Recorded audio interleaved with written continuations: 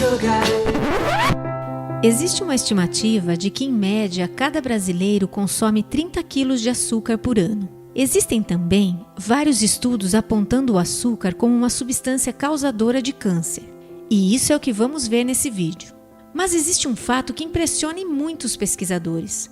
Os hospitais continuam oferecendo livremente aos pacientes com câncer uma dieta rica em carboidratos refinados e açúcares adicionados. Mas por que isso acontece?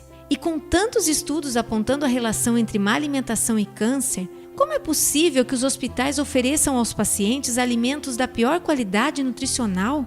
Os hospitais não deveriam dar o exemplo e conselhos sobre a importância de oferecer nutrientes adequados às nossas células? É claro que isso daria assunto para um livro inteiro, mas vamos juntos refletir sobre alguns pontos antes de entrar no tema.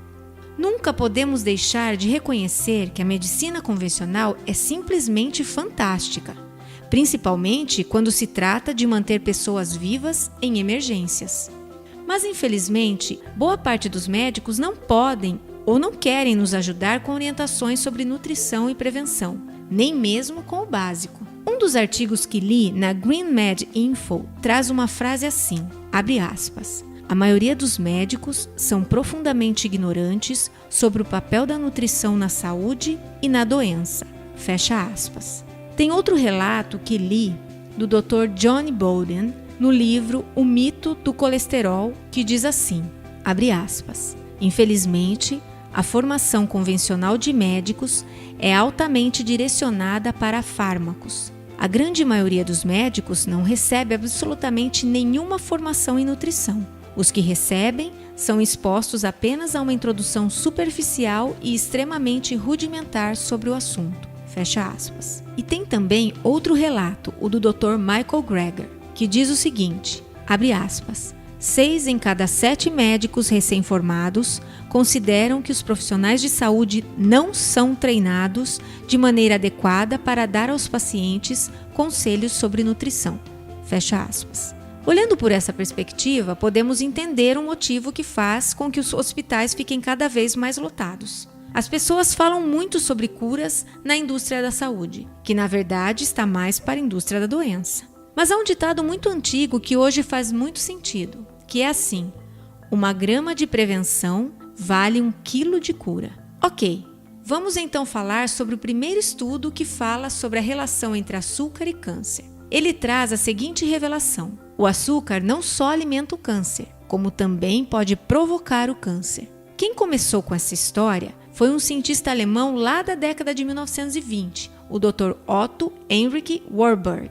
E o interessante é que na década de 20 o câncer era raro e desconhecido. As principais causas de morte naquela época eram outras, as doenças infecciosas. Em 1920, em média, cada pessoa consumia não mais que 5 quilos de açúcar por ano. Coincidentemente ou não, na medida em que o consumo de açúcar aumentou, chegando hoje a incríveis 30 quilos anuais por pessoa em média, os casos de cânceres aumentaram. Hoje o câncer já está entre as principais causas de morte no mundo, só perdendo para as doenças cardiovasculares. Existe uma previsão de que em poucos anos o câncer será a principal causa de morte no mundo. E o que mudou de 1920 para cá?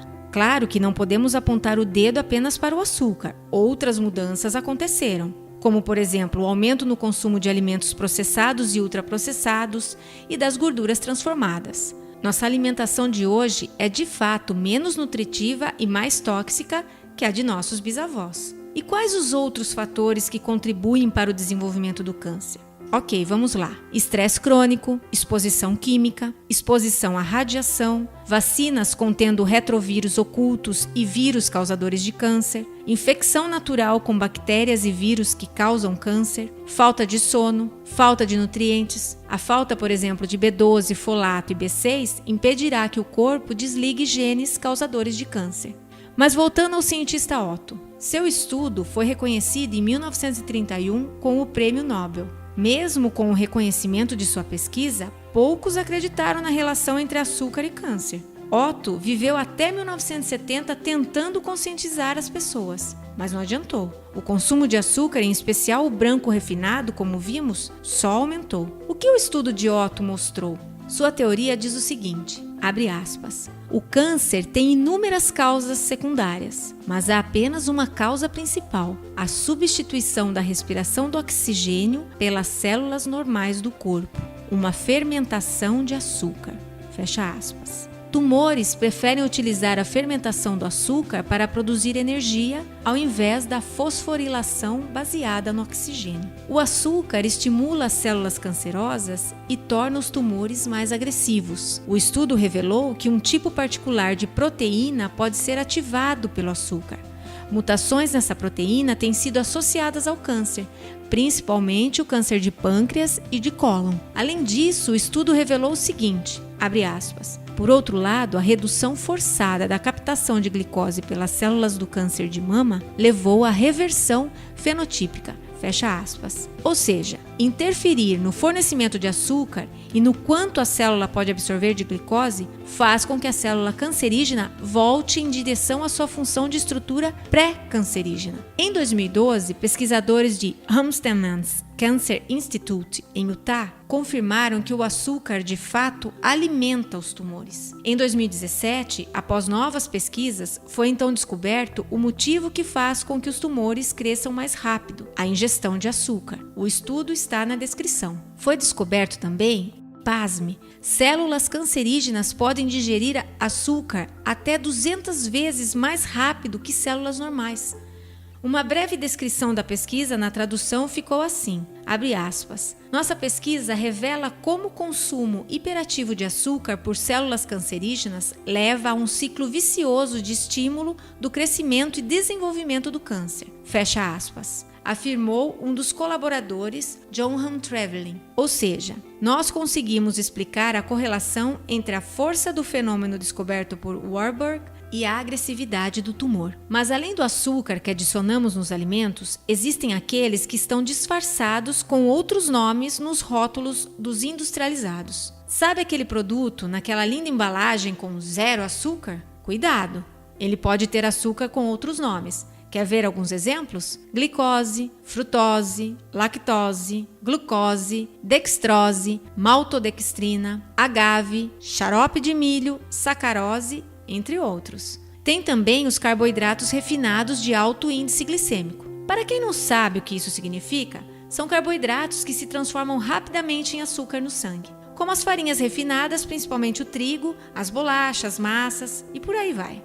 A verdade é que nossa dieta atual nos fornece pouquíssimas fibras, pouquíssimos nutrientes e elevados índices de açúcar no sangue. Água mole em pedra dura, tanto bate até que fura. No longo prazo, isso contribui para diversos problemas, inclusive promover o terreno ideal para a proliferação de células cancerígenas. Embora o câncer seja um fenômeno complexo, multifatorial, com variáveis que nem sempre conseguimos controlar, uma coisa que podemos fazer é selecionar o que comemos. Enquanto isso, somos conduzidos a acreditar na pirâmide alimentar, aquela que prioriza o consumo de carboidratos processados, onde os produtos naturais ficam em segundo plano. Essa tal pirâmide foi elaborada por interesses políticos e econômicos e, por incrível que pareça, ainda hoje é seguida pela maioria das pessoas.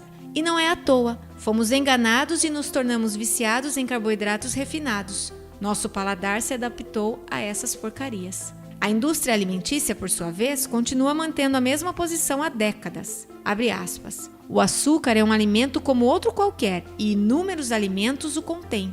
Se o consumo não é equilibrado, pode fazer mal. Fecha aspas. Se refletirmos um pouco, concluímos que a tal pirâmide alimentar não foi elaborada para promover saúde, mas sim para interesses comerciais. O que temos na base da pirâmide alimentar? Um império poderoso movido pela comercialização de trigo e açúcar.